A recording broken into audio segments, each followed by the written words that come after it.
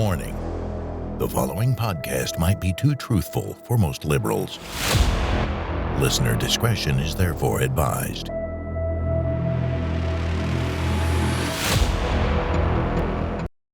Welcome to the Tea Party Power Hour. This is Mark Galar, your host.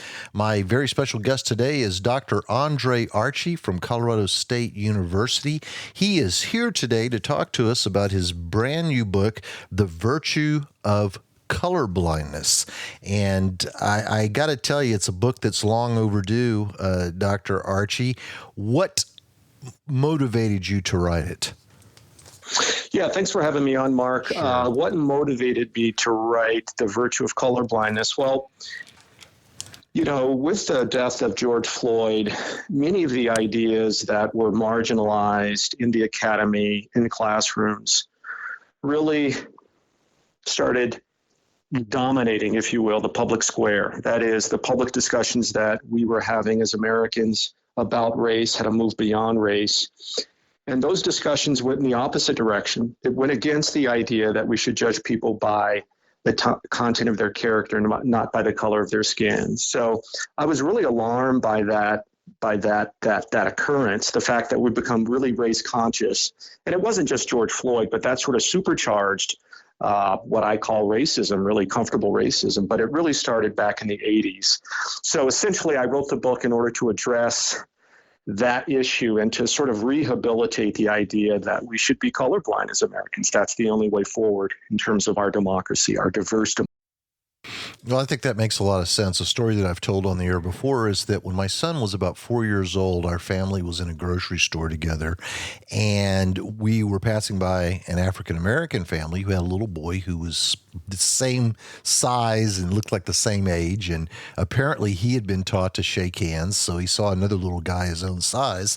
He walks over to my son, he puts out his hand. My son knew how to shake hands too, and they both just shook hands for a few seconds. And as I saw the African-American black hand and the Caucasian white hand wrapped around each other with these two probably about 4-year-old boys, I thought, wouldn't it be great to freeze it right there? Yep. Because right now, no one has taught them to mistrust the other.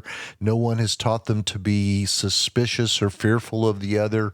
And if we could just freeze it right there, before society teaches them that they're supposed to be afraid of each other and leery of each other and possibly not like each other, that would be such a good thing.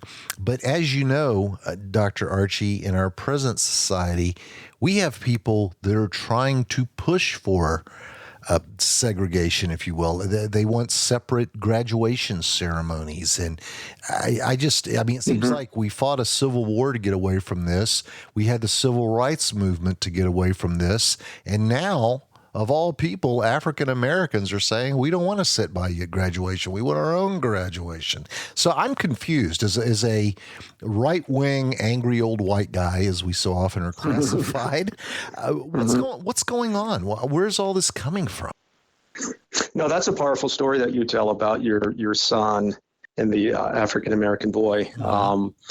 I think that when you look at those situations, and I talk about this in the book, I mean, we don't, or we shouldn't assign moral merit to ascriptive qualities, which means that, little kids don't see someone that's of color, of maybe African American, and say that they're bad. And then, we see white kids or white people and say that they're the victimizers or the colonizers or whatever you want to say.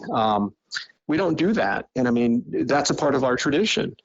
And I think that there's many reasons why I think that we've gone back. I mentioned George Floyd, but I think we've become conscious of race for a number of reasons. One, I think that it serves the interest of large groups of people. They're not the majority, of course, but I think there are certain groups of people who, in fact, dislike America and what it stands for. So I think that's one group. I think the other group,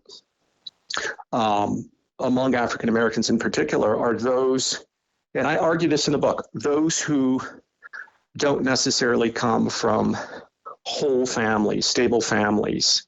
And I think that's a big part of the problem because, I mean, if you don't feel stable or comfortable in yourself in terms of who you are, your identity as an American, then you're gonna latch on to these racial ideologies, these beliefs regarding DEI, anti-racism, et cetera. So I think the family component for African Americans in particular is key.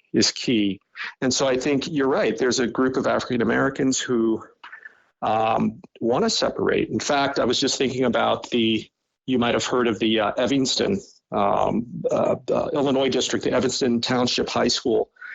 They're going to have academic classes that are race-based. And so the teacher has to be of the same race as the students.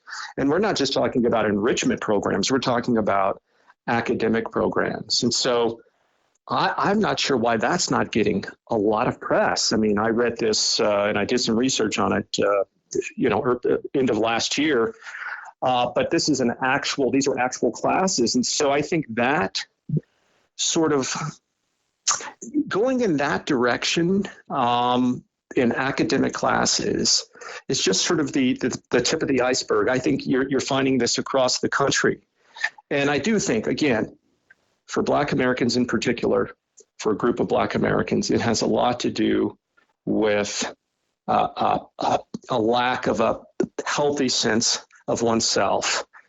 Because if you have a healthy sense of oneself, you see yourself as an American. You can acknowledge the past, but you recognize that your fellow Americans, white or otherwise, are American too, and they have values that are consistent with yours.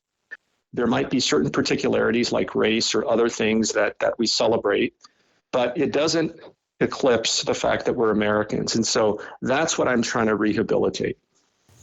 Well, in the book, you make it very clear that we should not use the color of our skin as our identifier.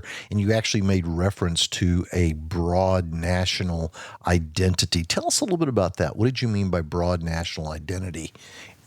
Yeah, so I think it's important, and I'll be writing more about this, but I think that, when you think about sort of the birth of our country, the spirit of 1776, and then, of course, we have a Civil War, 1863. And so the country was birthed in liberty.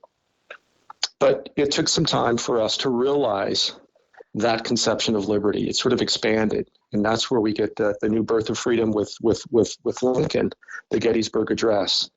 And so what Lincoln asked us to do as Americans is to ground our collective identity in ideas and propositions, not just ideas and propositions, but that's the beginning. And so what are those? Well, we're all equal before the law. We can have private property. We can enter into contracts. But what's most important, and this comes out in the 14th Amendment, what's most important is that we're equal before the law. And so this broad national identity that I talk about, it's grounded in those principles of liberty. And I go on to argue, perhaps now, those principles need to be augmented insofar as perhaps we need certain cultural policies now to go along with those principles. Because when you think about sort of the atavistic idea that we should judge people by their race, this is what you get with Kendi and D'Angelo, a lot of these race hustlers. It's quite powerful to a group of people in America, both Black and white. They're receptive to it. I don't know if it's guilt, but they're receptive to it. And so I think that in addition to those substantive principles that Lincoln talked about, perhaps we now need certain cultural policies that will reinforce that national narrative. And so towards the last couple of chapters, I try to come up with some ideas as to what those cultural policies might be. But what's most important are these principles that Lincoln discusses in his Gettysburg Address. So this national narrative. So I do think that's key. And I try to remind my readers that we have to return to that in part. In the book, you talk about the impact of the O.J. Simpson case in terms of bringing out critical race theory, and you've talked about the George Floyd case in terms of bringing out anti-racism. But one thing I wanted to ask you about from the standpoint of when I think things started to fall apart was whenever Barack Obama was elected president, because for the first time, I thought things were cruising along really well in the 80s, the 90s, the early 2000s. I really felt we were melting into the melting pot and that everybody felt good in terms of how African Americans felt about white people, how white people felt about African Americans. I really believed that. And then all of a sudden, this guy comes on the scene and white liberals are saying, if you don't vote for him, you're a racist. If you don't like his policies or you criticize him in any way, you're a racist. And it seemed to me that things got stirred up a little bit during that time. And it didn't help that he had quotes that were attributed to him along the lines of his grandmother was a typical white woman, white folks' greed runs a world in need. And I just felt there were some divisive things going on during that time. What's your thought on that? Oh, yeah. No, I think you're absolutely right. I think Obama was awful for race relations. He was just awful. I mean, despite the other aspects of his life, his marriage, children, all of that, it appears to be solid, that area. But when it comes to race relations, and even some of his political, I didn't agree with much of anything that he did. But aside from all that, in terms of race, I think, yeah, he was definitely destructive.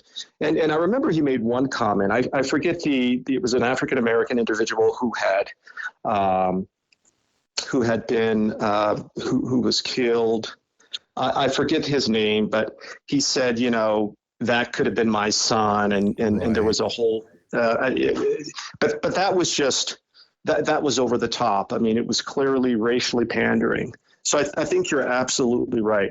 In addition to O.J. Simpson and the jury nullification, I think Obama and his rhetoric certainly set things back. And I think that really you could make the argument, and I think this is what you're onto, is that things were starting to change after and during his presidency in terms of race. I think Black Americans became more race conscious. I think white Americans became more conscious of our past in a negative way.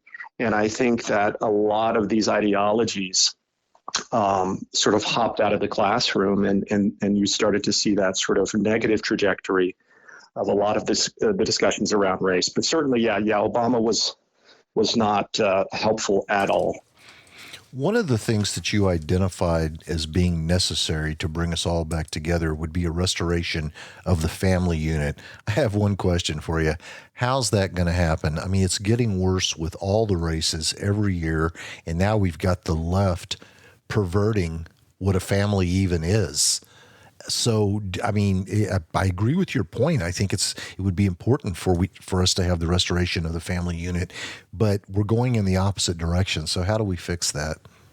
Yeah, I wish I could give you a solid answer. I do think that's a solution to many of our problems, especially the racial problem. But it goes beyond that. The family's so key for many sectors of our society, especially appreciating the fact that we're Americans, that we're lucky to be Americans, we're blessed. I think on the most basic level, in terms of the Black community, and then going out would be initiatives having fathers be more connected to the family, their families. And I know a lot of this has been tried. There are some initiatives in Florida that, they have some mixed results. But I do think that's a start. I think that fathers and the role of fathers within the household is key. So I think, we need to put our heads together as Americans and try to figure out how we can make families whole again. So I think initiatives like that would be important. Of course, the tax front is always an important part of the family and helping out with resources and families. But that hasn't been as successful. And in a lot of cases, it's been counterproductive. So in other words, I hear you. I do think that's the solution, or at least in part in terms of the family. Mm-hmm. How we can make that happen, I think that, again, as Americans, we need to put our heads together and think about other sorts of initiatives that might be helpful. I mean, maybe making it easier for mothers to stay home or for fathers to stay home. We have a lot of stay-at-home dads. So I think that the social safety can play a role in terms of the family. It's always a trade-off with government growing and its power to do all sorts of damage. But I think that perhaps in the area of the family, the government might be able to do more. But again, that's always a tricky proposition, because I really don't think that many people in government are much interested in making families whole. So I haven't answered your question exactly, but there are some things that can be done, I think. Frankly, if you'd have had a ready answer for me, you would have shocked the heck out of me. I saw that and I said, well, okay, he's right, but how do we do that? And I'm not being critical. Yes. It's just a hard thing to do when you have families out there right now where a man who identifies as a woman is married to a woman who identifies as a male. I know. I mean, how do you deal with that? And of course, if you don't agree with that, you're denying science and Lord knows what else. Let's talk about some things that are going on out there that pretend to try to help the situation, but may not be doing so. One is DEI and the other is reparations. Yep. DEI. And so typically, diversity, equity, and inclusion. Now, I look at Ibram X. Kendi. He discusses anti-racism, or in fact, he's the proponent of anti-racism. I discussed Derek Bell, sort of the forefather of a lot of the policies that come out of the moniker DEI. So Derek Bell is associated specifically with critical race theory, but each of these people, right? Each of these race-conscious so-called public intellectuals assume that America is systemically racist. That's sort of the premise of their argument. And because America is systemically racist, there are many policies, if you will. There are many administrative things that they advocate. And one in particular is that we need to correct for past discrimination. And we can see that in many different areas in corporate America, especially in academia. But you have the separation of the races, or at least that's what they promote in order to correct for the past. When it comes to economic advancement, they advocate these sorts of ideas regarding privilege and emphasizing who's privileged and who's not. So DEI, and I can say more about that, but in general, DEI, anti-racism, assumes that Americans are in a zero-sum competition. And so there's always going to be a loser and there's always going to be a winner. And traditionally, our country has stifled, has discriminated against people of color, blacks in particular, for the sake of holding on to political and economic power. So when you have that belief and you take that belief seriously and you try to propose policy in order to correct for that systemic racism, it does a lot of damage. And so I think that's what accounts for what we see in Illinois. I think that's what accounts for separate graduations that we've recently read about in Alabama, in parts of Wisconsin. We see that at UCLA in terms of the medical school, having separate classes dealing with races in terms of medical advancements. I mean, it's just, it's dangerous, and it radically wants to transform our society. We're becoming tribalistic based upon DEI and similar policies. I'm sure we have been, but I'm 60 years old, and I don't recall America ever being this divided. Of course, I was a kid back in the 60s. I mean, I was 7 years old, when the 1970s hit. So maybe I just don't remember it because I wasn't of age at that time.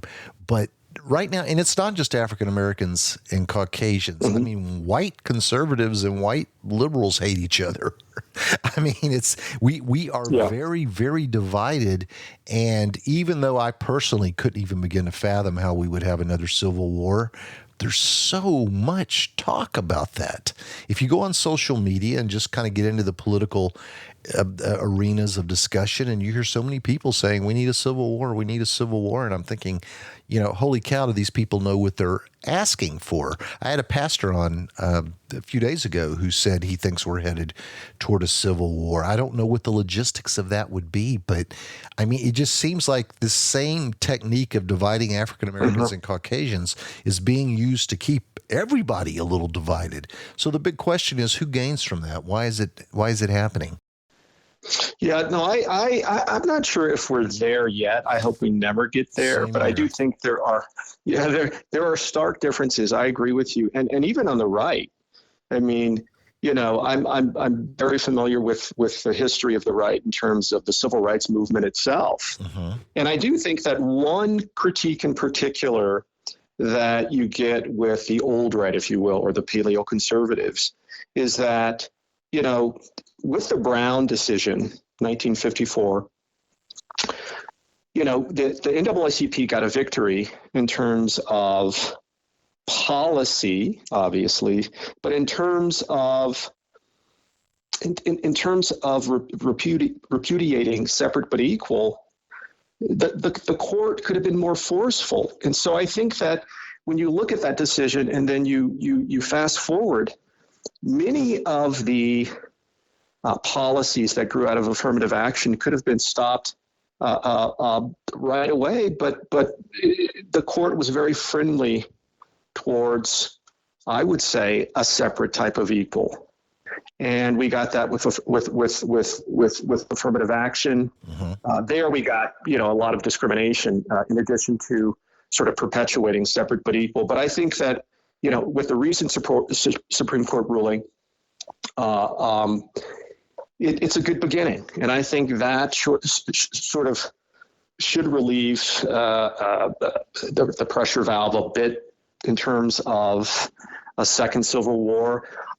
I just don't think we're there. I think there are some things we can do administratively to limit the negative effects of a lot of the administrative state. I mean, I think that putting the right people in the right places, i.e. the Supreme Court, it's not perfect, but I mean, at least there's some sense of what might be right in terms of some of these issues.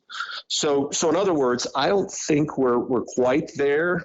And again, I hope we never get there, but I do think our society is very divided. I also think there's a majority of Americans who agree with us.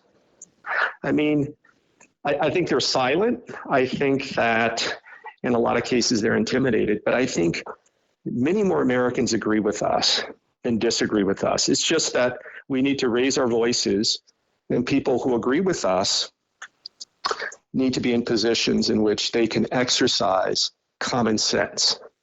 And I see some of that happening. I don't see a lot of it, but I'm not as pessimistic, in other words. Well, that's good to hear. Now, I talked about a civil war, and looking through my notes here, there was also something said about the left wanting their mission being to fuel a race war. Do you believe that is their mission, to fuel a race war? No, I don't think that's their mission. No, I think they're just wrong. Okay. They're wrong. I mean, perhaps there's some on just marginal characters who might agree with that, but I just think that they're wrong. They have the wrong policies. But it's the policies that they're promoting that are taking us down this direction, this path. Talk to me about how writing this book has impacted you personally, Dr. Archie. I hate to say this, but when I've had African-American conservatives on my show, most Yep. of them, once they put out material like this, which isn't in agreement with what the left believes African Americans should think, it just puts this huge target on their back. And they feel that they are suddenly hit with all types of personal attacks. They go after their income. They try to get rid of their job. Have you faced any such consequences since coming out with your opinions on this? Well, so far I haven't. I mean, of course, I've heard from people who disagree with me. Mm-hmm. But I have a pretty supportive department. I mean, they don't agree with me, or at least many don't agree with me. I don't talk politics in the classroom. Most faculty members, or at least my faculty, they know how I feel. And I've written for a national audience. And so I think my ideas are out there. I'm hoping, the book came out, last month. I'm hoping people give it a second look, a first look, a second look. And even if they disagree with me, let me know. Tell me where I'm wrong. I mean, let's talk about it. So I don't think I'm saying anything in the book that's particularly provocative. Now, I mean, from my point of view and from your point of view, it's not provocative, but there are people who are adamantly opposed to how we think. But I think when it comes down to it, Americans intuitively know it's a good thing to be colorblind. And they might struggle with that in terms of our past, but I think we can be colorblind and be conscious of our past. It's just that we shouldn't automatically assume Black people, people of color, are victims and white people are victimizers. I mean, it's more complex than that. So again, intuitively, I think Americans agree with us, but there are those, of course, who disagree with me, but I haven't gotten any ugliness yet. So hopefully not, but you never know. Well, let's hope it stays that way. And I have to hold you out as an example. I mean, you are very successful. You're academically successful. You're a successful author. It begs the question, Andre, how did you achieve all this in a country ruled by systemic racism? I'm superhuman now. There you go. I'm like anyone else. I mean, there's nothing particularly special about me. I was raised in a family. My parents were divorced. I mean, I was raised. My mom got remarried, but she was sort of the strong one, really the head of the household. Mm-hmm. Although I had a stepfather, supportive grandparents, supportive sisters, and so I had a network, if you will, religion. I had a network that helped. And I think it helped to be raised in a state that was open and receptive in Denver, Colorado. I think this state has changed quite a bit, which is quite negative in terms of its politics. But when I was coming of age in the 80s, it was a place, a free enterprise of openness. And I think that, for me, sort of set the trajectory. And so, again, I mean, I consider myself sort of a normal, successful guy, but nothing out of the ordinary. And I think that if you play by the rules, you work hard, you can be successful. And so that's how I would answer that question. Excellent answer. I always like to ask my guests, is there anything I've left out? I don't want the interview to end with you saying, gee, I wish Mark would have asked me about this or Mark would have asked me about that. Is there anything about the book that we missed that you would like to tell my listeners? I would just say, I don't think you missed anything, really. I mean, I think that you covered the important parts. And I think what I would just emphasize is that it's a positive book. It's not a pessimistic book. I mean, the topic is pessimistic insofar as, we've gone down a path that we need to correct. We need to correct course. But ultimately, I'm telling a story about America that's positive. And I think that if we, as I mentioned, if you work hard, you play by the rules, our system is still the best in the world. And I think that you can be successful, perhaps not a billionaire, or maybe even not a multimillionaire, but you're going to be a happy, flourishing American, and that's all that we can ask. So I would just emphasize that I think my book is quite positive. And now the most important question of all, where can people get a copy of it? So I would say that the quickest is Amazon. You can do one click, you'll get the book, depending on where you are today, or by the latest tomorrow. And then, of course, your local bookstores. It's in Barnes and Nobles. You can get it on Target, but I'd say Amazon, Barnes and Noble. Very good. I can't tell you how great it's been having you here today. I'm glad you liked my story about my son. I think it's a story that gives everybody hope. And Dr. Archie, anytime you want to come on the show, you have my email. Shoot me an email, and we'll get you on to discuss whatever you want to talk about. Hey, Mark, this has been fun. It's been a nice and relaxing talk, and it's always nice when that happens. Thank you, Mark. Okay, thank you. Have a great day. You too. Bye-bye. Bye-bye. You've been listening to the Tea Party Power Hour with Mark Gillar.